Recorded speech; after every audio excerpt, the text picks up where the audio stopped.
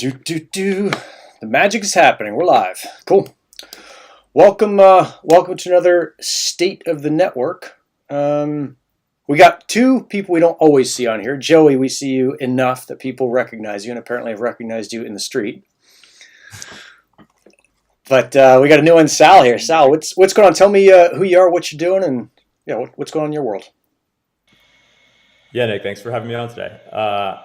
Just for quick context for everybody, I have been in the Helium community for a little bit. I'm an investor in my day job and led an investment in Helium Helium, the network, and also in Nova Labs at my prior firm. And now I'm the founder of an investment firm called Escape Velocity, where we're building a thesis around decentralized wireless networks and a couple other areas of crypto. So spend a lot of time with folks in the Helium community, with other, engineers, regulators, investors, and other types of people that are super interested in what DeFi might become someday. It's a pretty exciting place to be. I'm psyched you're there. And then let's see. I was talking in the Helium mod channel and saying, hey, this is what we're going to talk about today. Is this response to the LoRaWAN thing? And they're like, hey, have you seen this Dan Konya guy's response? I'm like, no, I haven't went and read it. And then we got to talk, and here you are. So I'm excited to talk about that. Which would be cool. But let's start with Big Dave Akers, with the Hex background, looking super pro. Tell me what's up with Helium Analytics and the data from the last week.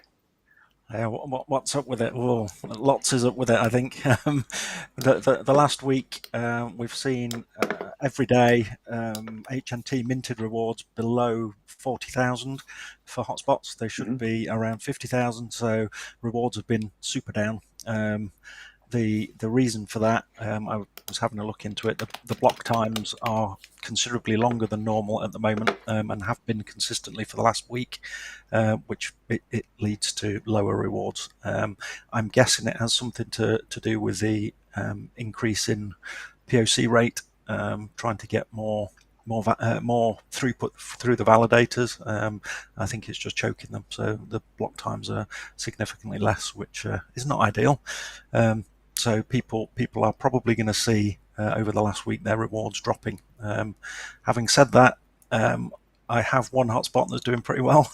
I'm not going to say how much he's earning, but it'll upset people. But it's doing well above the average, which is unusual. But it is my outdoor hotspot. It is in a good location, so it's got all the things going for it. Yep. And it's one out of 900,000. Like you always have one or two that are crushing, and you're like, how do I make this one like everyone else? But it's not a way to do it. It's just numbers. Yeah. Next week it'll be entirely different, obviously. Yeah. So it's nice when you got a smasher. You're just like, oh my god, I'm the king of the world. Yeah, he's taken all our rewards. Yeah, it's me.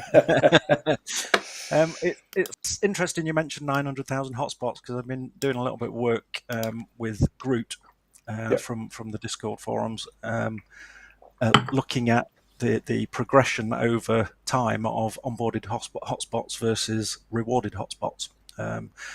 So he's put a graph together. I'm not gonna steal his thunder in displaying the graph, but it looks like we're consistently around 600,000 hotspots.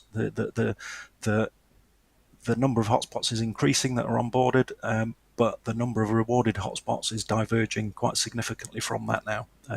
So more and more hotspots are being added, but not more and more hotspots are being rewarded. So hopefully next week that graph will be available and finished.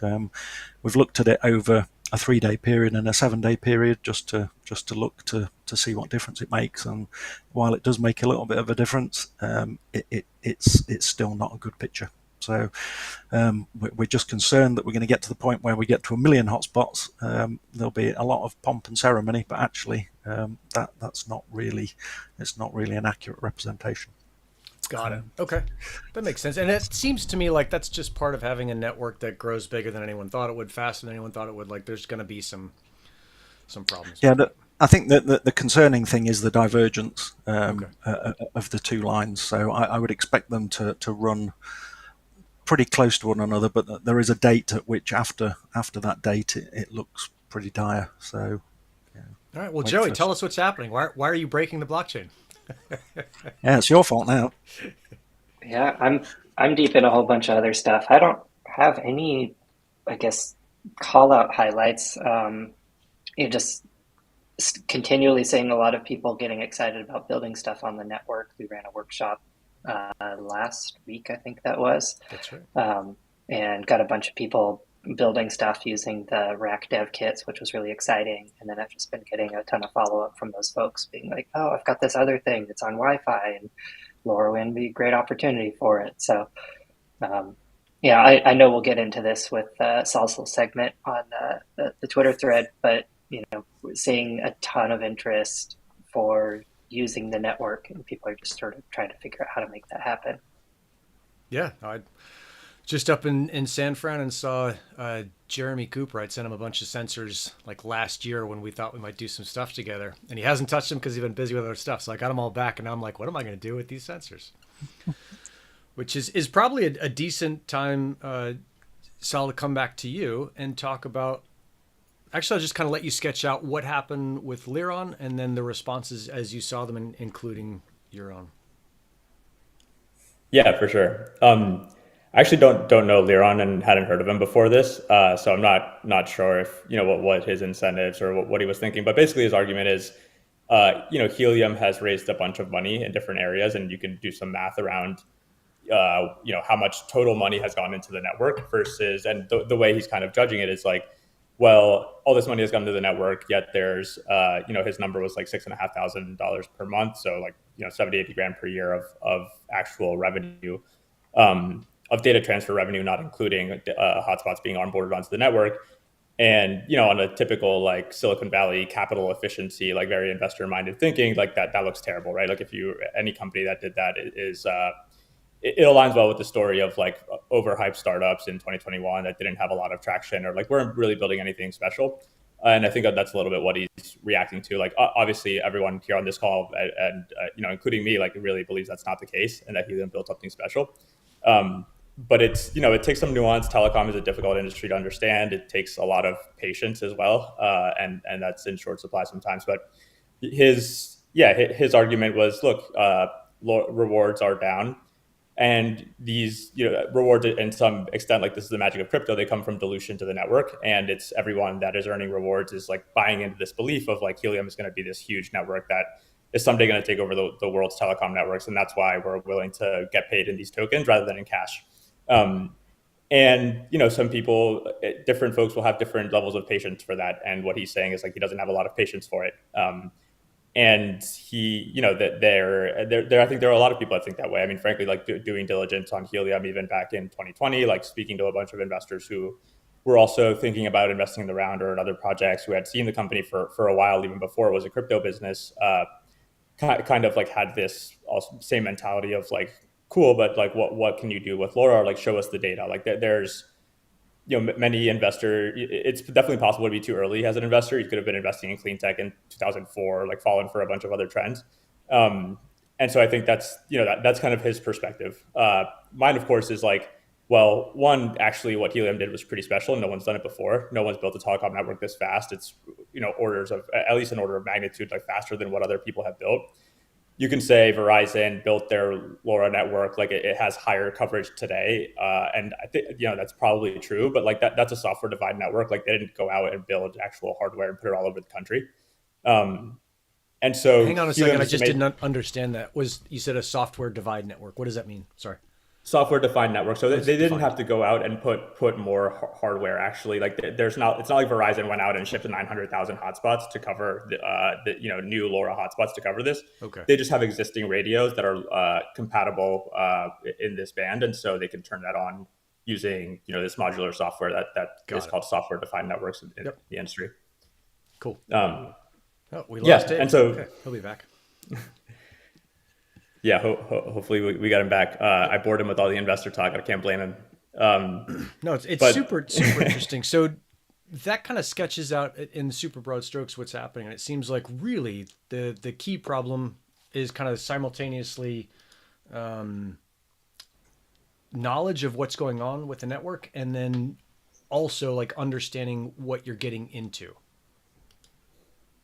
Sort of, maybe. Yeah, there's probably more to that. I agree with that. Yeah, I agree with that. Yeah, impatience, and some people just fundamentally believe that like top-down structures are better. Like I think in his mind, he really does believe that if you have all the decisions made up at the top of AT&T headquarters and everyone else is following them, like that is more efficient than a bunch of bozos like climbing on roofs and putting up stuff in random places. Like that is really what he believes. Of course, it's not, we think there's a better way of building these massive systems of coordination, and that's incentivizing people in the right way. And so that's the argument against him, and why a lot of us are so excited about Helium and like the really, really long-term version of it. And just to step back and try to take the 10,000 foot view is like, telecom networks are extremely difficult to build. They take a lot of people, they take a lot of money, they take a lot of time.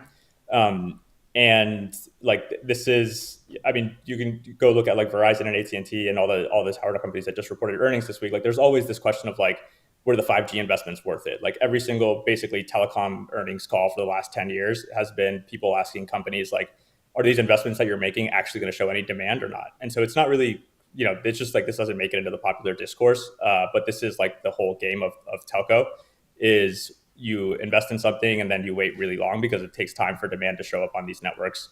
That's my first point that I think doesn't understand. Yeah, this was in I think it was yours. I read so many, I forget who wrote what now. But you had talked about every time there's a new generation or a new technology that there's two pieces. There's like the telco piece, there's the Verizon side, and then there's the tower company side. This is one of the things you wrote? Yeah. Yeah. And if I'm getting it right, the telco side, like they spend a lot of money, but they don't make a lot of money. The tower side spends a little bit money and makes a lot more. And then this decentralized thing, if we figure it out, we'll spend basically a very low amount of money per kind of telco because it's distributed out, and it'll make a lot more for the people who are running the towers. Which is exactly, yeah. Super cool to see that, because none of us know what telcos do. Yeah, it's it's crazy, but it's true. You can just go add up the cash flow statements on these companies. All have public financials, and they're really, really big numbers. So it's hard to wrap your head around them, but it is the story of what's happening in these industries. And I'd say the two pieces of cost that are really different. One is, you're right, it's like the expense side. It's, now people are not, instead of demanding rent, people are getting paid in tokens. And so you're just fundamentally like taking dollar rents out of the system, because if you're a retail network, like I don't charge myself to go put something, a lower hotspot on my roof. And if I'm a tower now, I'm actually way more willing to get paid in tokens of the network, because I know exactly how much this hardware that's on my towers is worth. Like in the industry today, if I'm a tower company, I don't know how much I have a good idea based on population density and like the general demographics of the area. But the telco is always at an negotiating advantage with me, because they know exactly how, what applications and how much data is going through the exact hardware on each tower. And so it becomes very hard for me to say like, oh yeah, I'll take a revenue share agreement, because I'm always going to be on the losing end of that negotiation. Like it's just an information asymmetry that the telecom company has over me, the landowner, in terms of like how valuable is my property. The beauty of Helium is like, you own the land, you literally know how valuable your property is. Like you can literally tell what the data transfer is through the hotspots that are in your property. And so as soon as you have that clarity, it becomes much, much easier to go take the risk and say, oh, now I don't just need to get paid dollar rents and like not take any risk, basically. And now that I understand it, I can actually, I know what the risks are, and I'm willing to take it because the returns can be really, really compelling. And so that's the big difference of how, it's kind of like there's all these parts of the telecom industry. There's like the government that takes their tax via spectrum. There's the tower owners that take their tax via just like the increased rent every time you deploy a new network. And then there's the telcos that have to spend on marketing. They have to do all the work, and then they get the residual cash flows.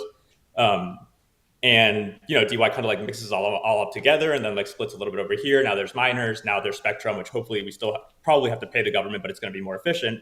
And the network as a whole, you get this like very core basic primitive, which is like just data transfer ideally. Like once the Bergman equilibrium hits, and like the asset should just be an index on data transfer. Oh, there's so much investor talk there. It's awesome. I think I get most of it, but there's a lot in there to make sure that I'm understanding correctly. One of the things I didn't know was that the tower owners, so the people who own the land, didn't know how much data was flowing through with any kind of detail, right? So they were just saying like, hey, I've got a piece of land on a hill. I put up a giant tower on it, and I'm going to charge you what I think is a fair rent. But they don't know if they're extracting the maximum amount of value or not. They're just like, oh, it's whatever, $2,000 for a radio, but they don't know how much information that radio is processing. That's exactly right. And what makes it even harder is that a lot of these tower companies are in big portfolios, and you can't go and negotiate like 10,000 different rents for 10,000 different places. And so the way these contracts are structured are on like a master services basis, where basically the tower company will come and say like, this is my rent across every single tower. If a tower like in Jersey City right outside Manhattan is worth the same as a tower in like Sarasota or whatever it is. And that's just like structurally can't Don't be you true. besmirch Sarasota's reputation. Yeah, but it is true. Like those towers are worth a different amount of money. It's just a fact. And before it just wasn't actually feasible to negotiate on this tower by tower basis, on top of not knowing how much data is there. Like the tower companies are very dumb businesses. Like they're REITs. They have 80% margins. That means like they have very little people. They own land, and like that's kind of it. And they have lawyers to negotiate with the telcos. Like that's basically the two things you need to run a tower company. You also need people like a couple admin folks, but like they're not sending folks out onto the towers to go climb them and set up equipment. Like they're not doing any of that. That all falls to the telecom operator, the network. Oh, yeah, and that makes sense. I remember talking to Crown Castle early on, and I had found this place in L.A. that's up on a mountain. I'm like, oh, I want to rent some space in your tower, and they're like, oh, it's going to be whatever, $5,000, and it was even then it was like it seemed like a lot, and they wanted me to do a bunch of construction and contractor stuff and agreements and the rest. I'm like, you guys are crazy. This is never going to work for you long term. I just quickly looked it up. Like the three tower companies have like less than 20,000 employees between the three of them. The three telecom companies have 400,000. So it's, a 20x difference. It's quite a lot. Yeah, so it was, and probably still will be for the foreseeable future, a pretty good business to be in the tower business. Or are you thinking that it's going to go away really quickly? I think it's a good underlying business, but it's very expensive. Like the price that you have to pay as an investor now, just like it, being a great investor requires like being right and being non-consensus. And towers have been a great business for a long time. They were non-consensus from up until like 2015. Since 2015 to now, they have now become consensus, and now investors are willing to pay a really, really high price for what is now commonly known to be a good business. And so for people buying in now, like you're buying a strong underlying business, but you're paying a really high price for it. And so it's unlikely, in my opinion, like for them that you're going to like 100x your money buying tower REITs at this point. Oh, this is so cool to talk to you. I never get to think about this stuff. I never think about this stuff. Okay, so where do you see the decentralized piece coming in? Like, do you think it will totally take over towers and that 20 years from now towers will be obsolete? Or do you think they'll always be a part of it or something else? I think when we say like the actual physical infrastructure of towers, I think yes, will be like it's just these guys will know better than me, but like you need macro cell sites. Like it's just the most efficient way of providing coverage in dense urban areas. And so I don't think there's ever going to be like a network of just small cells that's going to blanket the US. I think there's always going to be towers in very like advantaged locations. It's just really, really powerful to have line of sight over like a massive, massive area. It's very efficient. Yep. And so, but I do think like tower REITs as we know them today will be different. Like they will all, instead of going and negotiating with the telecom operators and threatening like I'm going to try to sue you if you send people on my towers and don't pay me more money. Like the negotiations are very, very tense between those two companies because it's literally the only decision that like matters for their economics. Like that is their business is negotiating with the telcos and buying good land every once in a while. And so, yeah, I think tower businesses will exist, but again, they're going to take instead of their tenants being Verizon and AT&T and T-Mobile, it's going to be people like Hexagon Wireless or other like miners that are more, that have institutional backing, they have institutional cost of capital, they have the talent and everything, but they're like sharing mining rewards with the towers. And so that way they're able to become much more efficient. And the ones that are the bigger ones to have a natural advantage, like they get bigger, they get better. And so that they're able to provide better rewards at lower costs. And so it'll be a layer of company, Hexagon and a lot of companies like that that have the manpower to go operate on big towers. There will be a lot of retail deployments of people putting small cells in their apartment buildings and hotel rooms, malls, airports, water tankers, street lights, whatever it is. Yep. And they'll all work together. And it's really powerful. Like the magic is like you're going from 3 people to a lot, many people. And the way I describe like why it's so powerful is like telecom's just a network, right? Like imagine a bunch of nodes, and to transfer data, you have to get data from one place in the network to the other place in the network. And like in a really dense network, there's a million different ways that you can take. In a really sparse network, you can only go 2 or 3 ways. Today we have a really sparse network. Like there's only 3 telecom companies. And so they have the right to charge really high rents for you to go and transfer data from one place to another. Because if you want, there's not that many routes. There's 3 routes basically that you can take. Yep. In the future now, all this is much more distributed. There's like the network is so much more dense. Now there's not just like you can go either one way with Verizon or one way with T-Mobile, but you can go like 10 different ways across 20 different like actual miners and use their hardware in order to transfer data. And that's the magic of it. Like once it becomes much easier, there's many more paths. The telcos like lose their pricing power, and that's why Helium eventually is going to provide data at scale like much cheaper than than what is possible today. Pretty exciting. Okay, so let's then talk about the competition side, which Pollen just popped up. Well, not just popped up in February.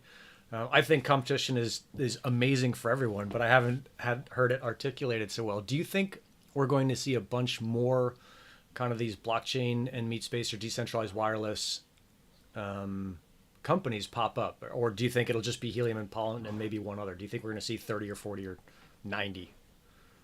I think we'll see a lot, frankly. Like I think of it, I know DY's been a little bit separated from like the rest of crypto, but for people that have been like deep in the crypto community for a while, like it kind of reminds me of like proof of stake in 2017, 2018. Like at that point, all of a sudden it became clear that if you were a technology entrepreneur, like you could build a blockchain. Like there was a semi-established way of like establishing a validator set. Like you could build a client, like you could actually bootstrap a blockchain and create this like credibly neutral computing platform. And then, you had many people try different variations of it. Like the design space of that was huge. And today there's, I mean, I don't know how many layer ones there actually are, but there's got to be at least like 40 or 50 that are at least somewhat legit.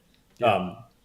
And I kind of see that with proof of coverage. Like it's a big design space. There's a lot that can go wrong. There's a lot of different choices to make along the way. And there are actually some really basic path dependent decisions on like, Helium and Pollen are both data only networks, for example. Like they both use Magma. Like that is one path dependent decision that both of them made that somebody else might come and say, oh, that's actually the wrong move. I'm going to go do something where it's not a data only network, or I'm going to build my own mobile core, or I'm going to do something else, X, Y, Z.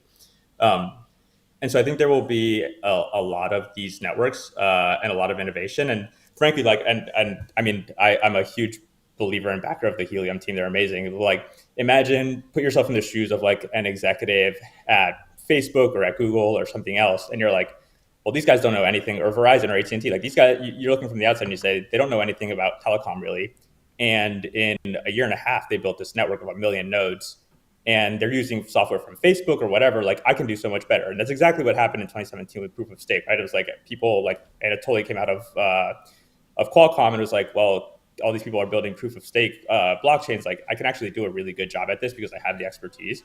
And so I think you're going to see a big drain of talent coming out of the telco industry, out of the tech industry in general, the networking industry, and make the jump into DY and try different things, which is good for the space. It's going to be, like I mentioned, we can definitely use more experimentation always just to test new things in a space this early. And there's so much white space that, in these like big, huge markets at the beginning, everyone feels like they're competing. But I saw this with investing in fintech over the past couple of years, like over time, it actually ends up that these markets are like way, way deeper than people originally think.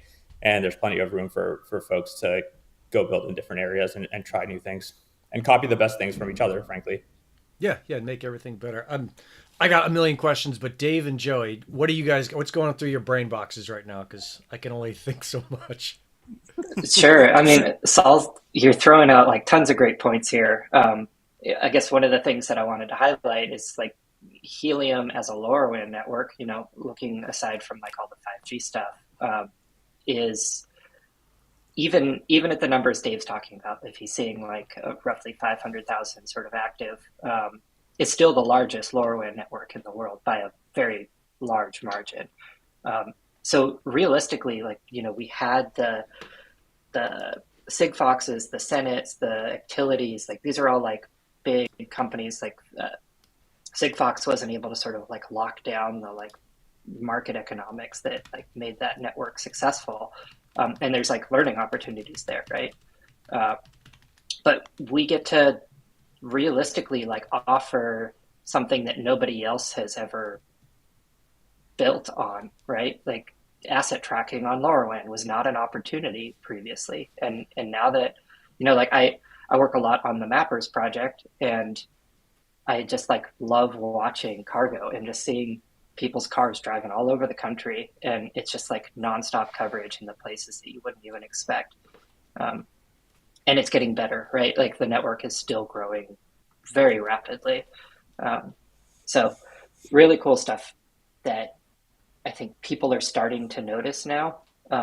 And as we start seeing people say like, oh, I can run asset trackers, I can track my cattle for, you know, $2 a year instead of $20 a month. Like Yeah. that's just a no brainer. Like you do that every time. Yeah. So it's really exciting to see where we can go with that. All of that said, though, you know, it's sort of my personal opinion that we're not charging enough for data credits. And I've tried to throw some notes together on like, do we 10x our current price? Do we bring in like market rate economics to the data credit model? And I think there's a lot of stuff that we can start to do there. You know, like you said, this like Sarasota and like, I don't remember, New York or whatever model, like that gateway that Nick puts up out in the mountains of San Diego is more valuable than the one that's in downtown. And you know, it's providing coverage that like nobody else is offering, and he's doing it in a really robust way that is like redundant. Um, and so he should be able to set a higher price on that gateway and see higher rewards for that data credit, possibly. So there's, you know, as you were alluding to, like there's tons of opportunity for experimentation, and like Helium is no exception to that, where like we are still figuring this out, and we will still continue to see like many changes as the network evolves and we sort of find the right path forward to like being as successful as possible. Super That's cool. my mic drop. Yeah, Joe, Actually, and gotta Joy, drop soon, I know you need but, to bail in like a couple minutes. Yeah, so what are you thinking about the LoRa side of it? Because we've just been really talking about 5G, the 5G side.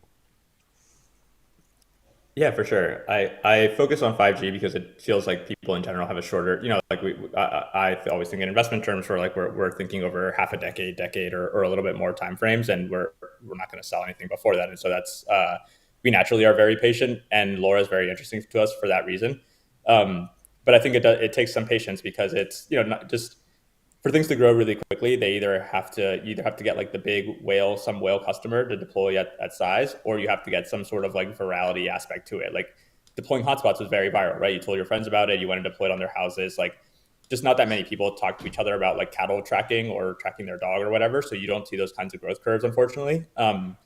The reason I do think there's very really compelling reasons why LoRa could outperform in terms of like just how many devices, not even just talking about Helium data credits, but like LoRa market as a whole globally could get much bigger than people think. It's like there's like insurance companies are my favorite example because I've been investing in financial services companies for a while, but like anything that you can do to get an incremental data that is actually like full of signal is extremely powerful. Like the insurance market is just absolutely massive. There's so much risk in it. And like the way an insurance policy is underwritten today, like if you're a farm and you're trying to get a fire insurance policy, like you have to go and send the details of your plot, like you send your bank information, your background, like all this data, the insured brings it out, and then like 3 months later they give you a price, or 2 months later they give you a price, and that same price lasts for like a year, and then it renews again. But like the insurer is always acting on very stale data. And that means that they have to just price you more expensively. Like the risk is more expensive. They don't know what the hell is going on, right? And so the beauty of LoRa is like they can actually put these sensors out there and get real time underwriting for like, okay, well maybe the soil is dry, so my fire risk goes up, and on certain days of the year I'm going to charge more for insurance, and on certain days like insurance is much cheaper. And these are just like literally hundreds of billions of dollars of revenue pools that can go out there, and it really is up to entrepreneurs to go do it. Like there's one of my favorite stories is like how when fire extinguishers first got invented in the US, like this was back in like the late 1800s, like fires in New York, like were like destroying New York. Every like 30 years, there'd be this massive fire that would like take down blocks and blocks of New York. It'd be like these, devastating catastrophes. And the first fire sprinklers started getting invented. And at first the insurers like didn't want to underwrite it. Like they wouldn't give credit if you were in a factory and you had a sprinkler in your factory, like they wouldn't give you any cheaper rate.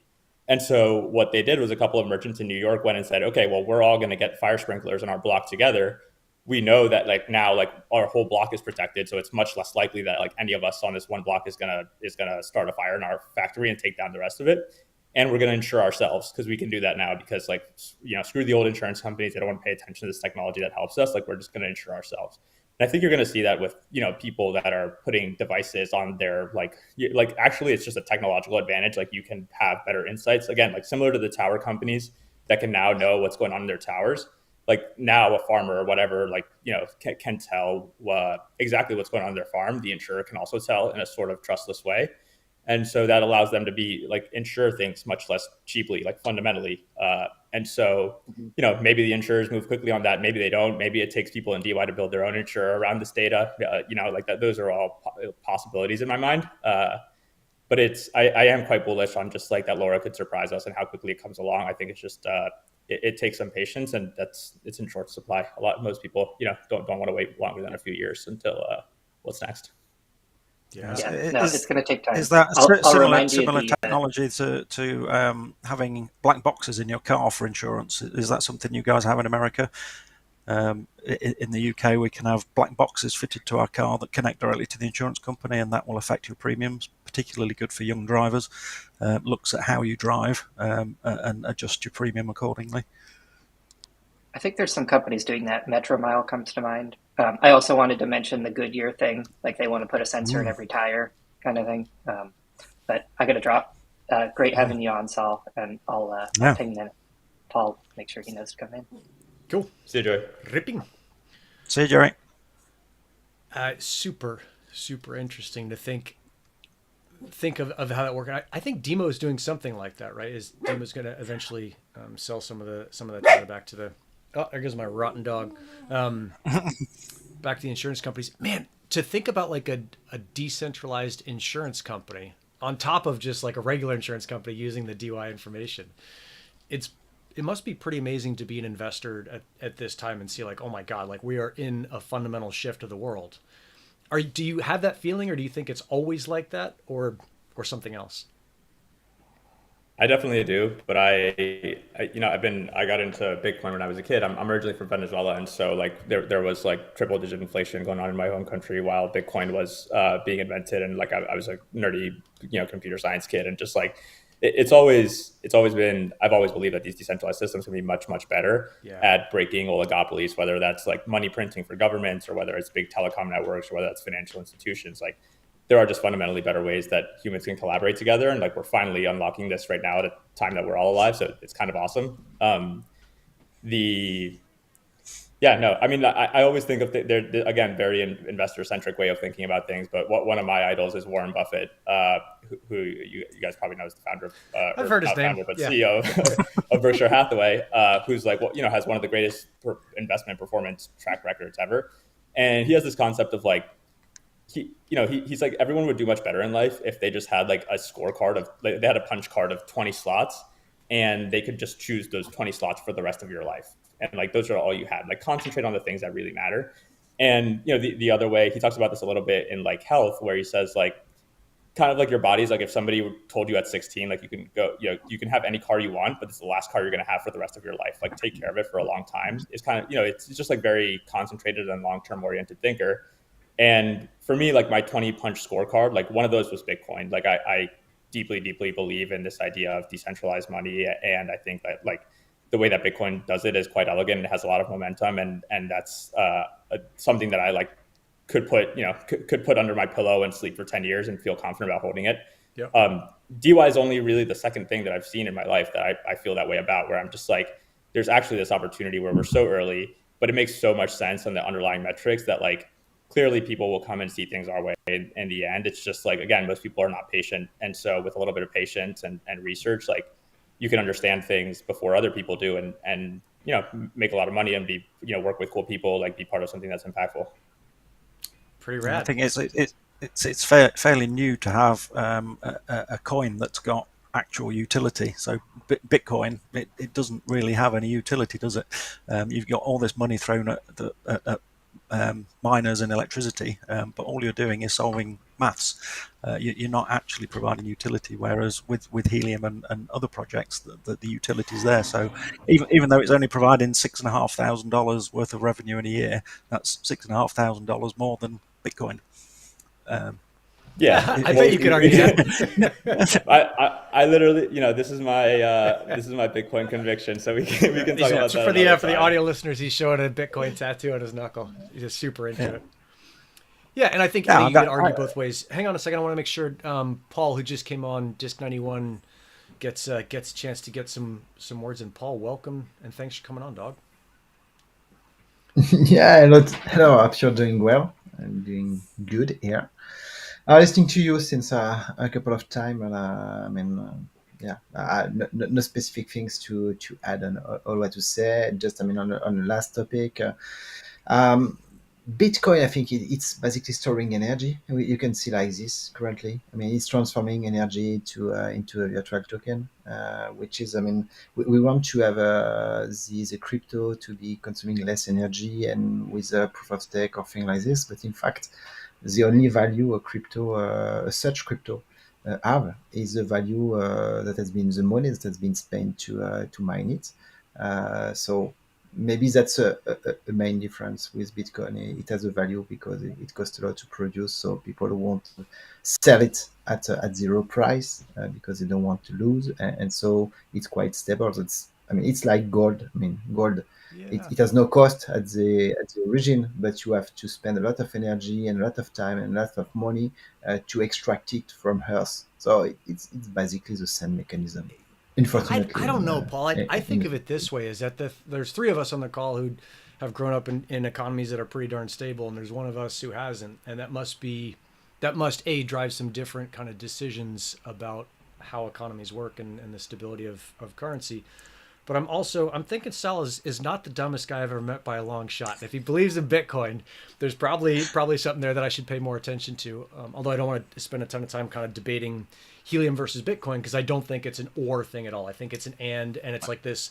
What we should be focusing on as a group is really how does this decentralized kind of core, I don't know, the cool new word I'm seeing is thesis. How does it change the world if everything gets decentralized? So otherwise, I totally agree. Yeah. The Helium is totally different. Bitcoin has a value on the energy, but Helium is based on service. It's a new way to do to create services and to replace companies that exist from hundreds of years and make the same thing differently. It's like Uber with taxi. It's doing something differently in a different way, but Uber is not decentralized. Here is to do telecom a different way in a decentralized approach. And that's, quite interesting, like other project. I think about Storgy, for example, which is a S3 storage solution equivalent. And there is many solutions like this. So quite interesting to replace big players. Yeah, dig it. I'm scrolling through the chat looking to make sure I was like paying so much attention to what you guys are saying that I missed what's going on the chat side. I want to make sure we don't leave any of those folks out. Let's see. I'm seeing some stuff about targeting. So this is a pretty special call in the sense that we've got like really what I think was really high level as far as kind of like big picture thinking with Sal, and we got like mid picture thinking with Dave, who's kind of watching the entirety of the Helium network and has a really good idea on the data, which Paul also does. And then Paul's got kind of the tiny little picture. I saw one of the things in the chat was someone asking you about the WIO terminal, and you're like, hey, just DM me and help out. So pretty wild to have such a spread of expertise on one call.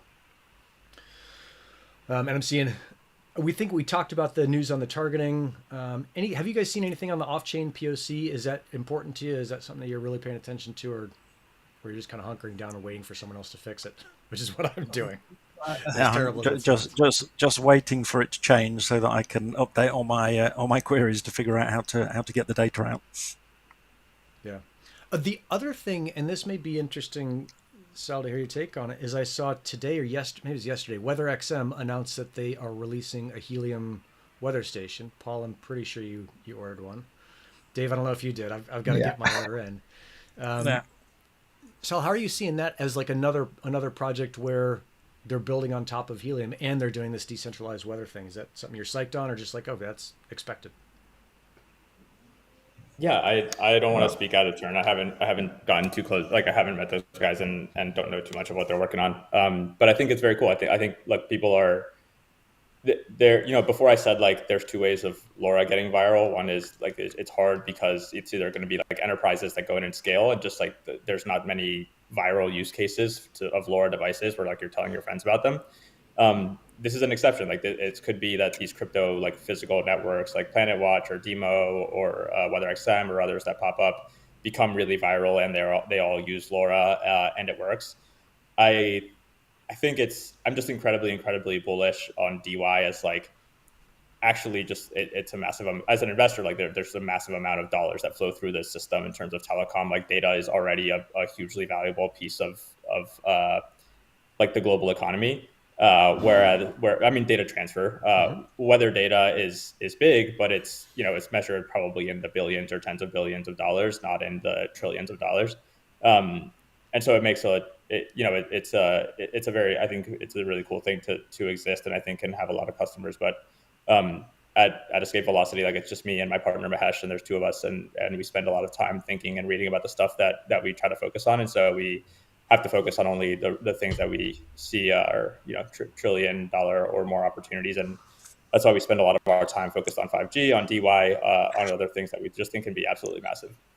That's crazy. I think like, oh my God, one day I'll have $1 million, and you guys are like, dude, what are you doing? You're like bugs in the dirt. We're talking about trillions. Let's quit messing around.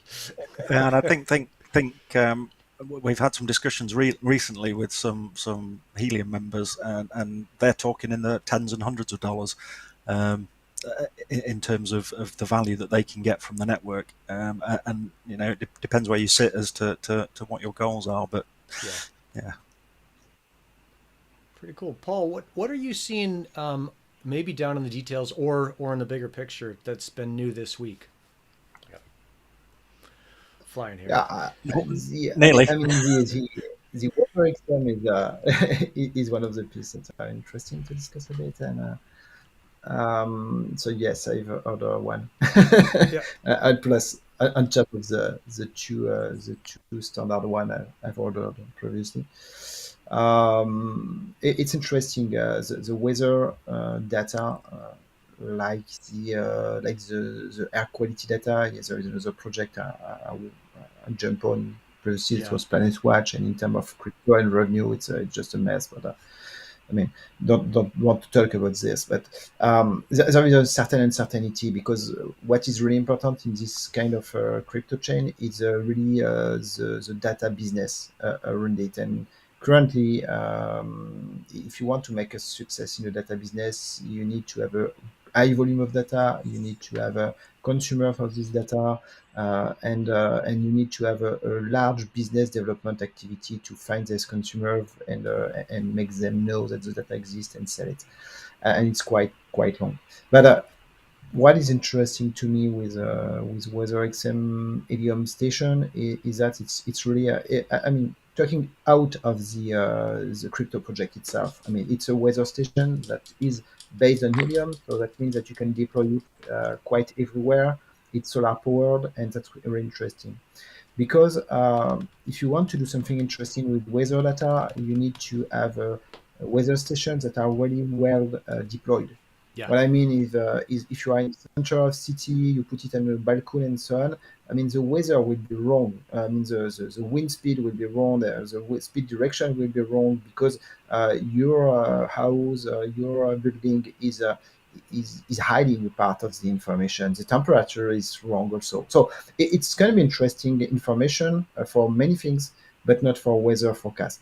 So if you want to have a weather forecast with quality, you need to have quality information. And for this, you need to put some station on top of mountain, on top of high building, on many places where you have no connectivity. I mean, no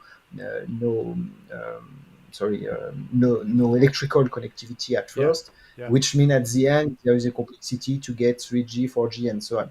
So this station with a small solar panel using Helium is able to run on its own for multiple years without any attention. and that's quite interesting. Yeah. And the price is not really expensive; it's $500. So I Yeah. mean, it's a price for a weather station. Yeah, so that's good, good project in my point of view. Yeah, no, it's super, super cool to see that thing coming down. I mean, just as a Jesus Christ, this fly's gonna kill me. Just as a paraglider, seeing like you can chuck chuck a weather station out anywhere. Um, what are you looking at, Saul, in terms of like when you're looking at new businesses? You're saying, okay, we're looking for $1 trillion kind of, I guess, niches or markets or whatever it is. Maybe it's not niche, it's a market.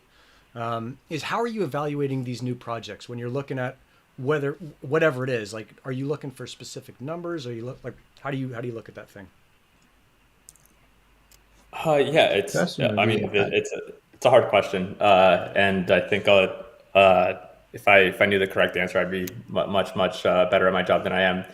But I think it's a little bit of everything. Like you have to find areas, like you have to be in markets, like you mentioned, that at least in our view, there's a lot of different ways to invest. But the way we like to do it is like, one, you have to choose areas that are really, really big. And, telecom is one. You're like you mentioned, there's not that many $1 trillion industries. There's, financial services is like 15 trillion, and that's like 5 trillion in banking, some in insurance, some in payments. Like, telecom is $1.5 trillion industry. Like pharmaceuticals is a big industry, industrial is a big industry, but like you can count them on two hands. Um, and so I think it's like, choosing one of these that has a lot of momentum behind it and has some fundamental change. For me, it's like, this proof of coverage or proof of connectivity or proof of physical work or like whatever you want to call it. But like this is the 0 to 1 change that enables like one area, DY, which is like $2 billion today, to go after this huge market that's like $1.5 trillion market of market cap. And so over time, whether it takes 10, 20, 30 years, like, it's going to trickle over into this big $1.5 trillion market. Like slowly and slowly, the market cap will just trickle over to these DY networks that can operate more efficiently and just use their assets more efficiently and operate at better margins. Back to your question on like how do we look at things? It's like choose a market. We have to go deep enough. Like at the end of the day, we just write and talk about things, so we're not actually very useful to anybody. You guys are, people building the network are the ones that are actually useful, and so it just takes being a lot of folks in the space to try to, the best entrepreneurs have a lot of choices of where they can take money from. And so you have to build some expertise or some value or some connections or some have to build something that you can add value to them for them to want to work with you. And so that's kind of what we do, is just like we find DY is an area that both my partner Mahesh and I are deeply passionate and convicted in, can be massive. We spend all our time doing what we know how to do best, which is like analyze businesses and try to use that in the highest leverage way for the good of Helium, of DY, and for the entrepreneurs that are not yet in DY but will be over the next couple of years. Yeah, and one of those is Hexagon. You've dropped their name a couple times. Is they seem to be maybe one of the first. Maybe you could call Emirates the very first, but these kind of companies that are building on top of Helium and deploying their own fleets of hotspots, whether those are LoRa or 5G or whatever the next thing is. Dave, I'm coming over to you for the analytics side. It's going to be super interesting if we can start to look at, let's say, Hexagons as like a bigger customer, or Emirates miners, and say like how are they doing as a kind of giant customer or giant part of Helium. Do you think that that's going to be possible, or is that something going to be something that you look into, or are you just like, that's too hard? I want these things to work before I focus on a specific customer. Yeah, one of the things that I had a vision of doing was providing this sort of data to those people. I had some contact with Emirates, and they've got their own analytics department that basically do all the stuff that I do. So they've got a very good handle on what's going on. So I think that there's potential there, but I think that the big players are doing it already because it's in their interests to have a good handle on what's going on their network, not their network, but their devices on the network. Yeah. Paul, are you seeing with running console that there's any like access to data, not necessarily the specific customer data, but just like a new angle that you're seeing from running a console that you think most people aren't seeing? Well, what I see from running, oh, sorry, yeah, what I see from running a console is there is a good traction. I'm really surprised about the number of people that are ready to pay, and the number of people paying for it, even for some high volume of DCs. And I mean, I have new customer basically on daily basis or 2 day basis. Most of are really small amounts, but there is people buying millions of DCs. So meaning that they are, I mean, they have project, long time project with volume and so on. So that's quite interesting. And it's what's also quite interesting is that I have no contact with these people. Sometimes I have, but most of the time I don't have. Compared to any telecom company where you need to buy a sales guy, spend months in phone call, video, and so on to determine what you want to do and the pricing and blah blah blah. Yeah, I mean, people are subscribing, putting their credit card, buy some DCs, even for a need of 6 months or a year, and start doing with it. And there's no specific support, no specific request, and so on. That's really super easy, and that's quite interesting. Yeah, super interesting, huh? Is it you don't know your customers? It could be a giant customer, and there's no need Yeah, for you. You just uh, like, yeah, you're buying data credits, and I'm just making sure that your thing is working. yeah, and basically it's worse than that. I mean, the way the console is made, there's no admin panel in the console. So basically, when I say I don't know who is buying, I really don't know who is buying. On Stripe, I have some information. Yeah. Sometimes I have the name of the company and the country, but basically that's it. And if I go to the Magic Link, I can get the list of email, but I don't really have the link between the email and so it's I can cross some data, but basically I have no information. That's quite interesting. Huh. What do you think that, I mean, this for any of you, what do you think the implications of that are? Is that we're going into this really like anonymous enabled world that doesn't seem to have been around before? Not fully anonymous, as I mean, there is credit card payment and so on. Sure. So if we need an investigation, we can find who it is. But what I mean is that the information I own directly without any investigation, it's basically an email I can access through a secondary tool, and that's it. And eventually the name they put and the country of the transaction, but that's it. Yeah. Hmm. I mean, it almost You're seems you're like we're not getting less value, but not go ahead. forcing. Yeah, you're not forcing KYC then, Paul. No, because there's no I need, don't right? Like, think if what's we the, need to. No, there is no need, but I've got no doubt that at some point somebody will find a need and start trying to regulate it. because We'll it's see. less data, so you'd think it'd be less Yeah, value. yeah, maybe. But yeah, if we want to be decentralized, we should not have this need. But, yeah, No, at the end, there is also always bad usage, and this can arrive. I hope not because it's good like this. It's really simple. Yeah. It's efficient, and that's the way we can have low cost stuff also. Sal, what are you thinking about that? Is it spin anything up in your brain? I'm honestly not sure. I think there's a lot of people experimenting with how this might work, but I think it's quite early.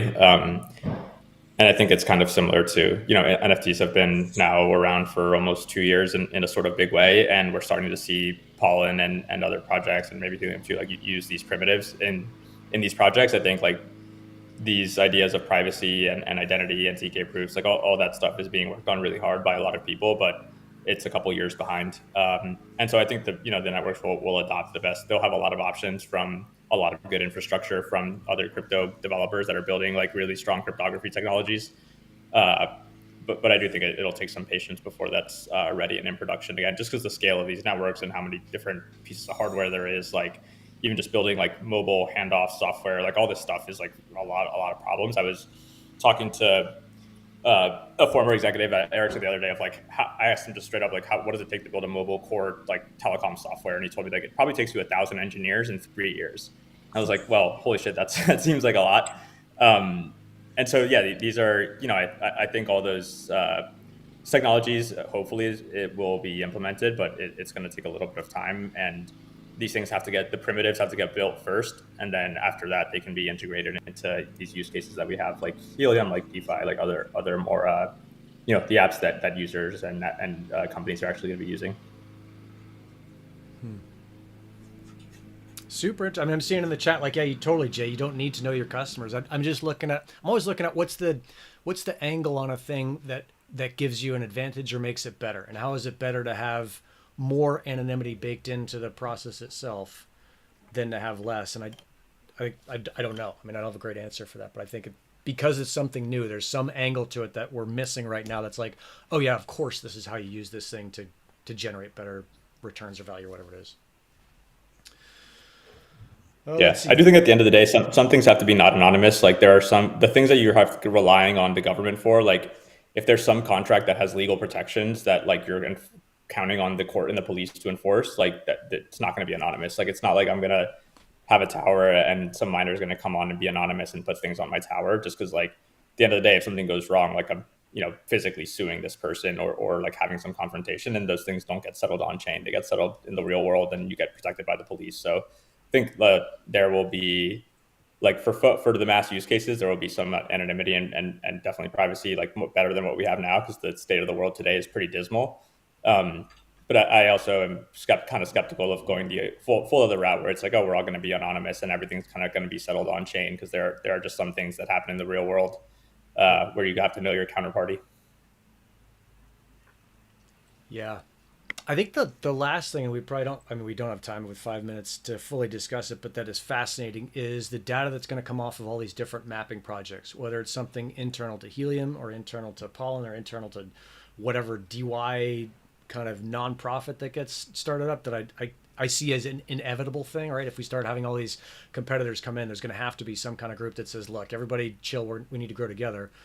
But the information coming off of mappers, whether it's LoRa information or the CBRS stuff or the next thing, is going to be, I think, incredibly valuable as far as like what signals are where. And if we can expand our thinking about that beyond 915 or 3.55 gig or whatever it is, it starts to get pretty interesting. So, yeah. But that's geeky hardware stuff. It's really valuable because it's really what you need when you want to deploy something on the network. Yeah. And I mean, in your company, you have a use case. You have factories, for example, or you are a transporter and you have ports and logistical points, and you want to know where it works, where you have to add gateways, and so this information is really valuable. And currently, it's free, which is good to start deploying the network, but potentially it has value. If you don't have this information, you have to go yourself on a field and do the mapping, which costs a lot of time and people for doing this. So this information, in fact, is very valuable. Yeah, no, I think I'm looking at this now with a group of people, and it's just like, the more we think about it, the more it's like, okay, there's definitely traps and pitfalls, and it's not like an easy thing to do.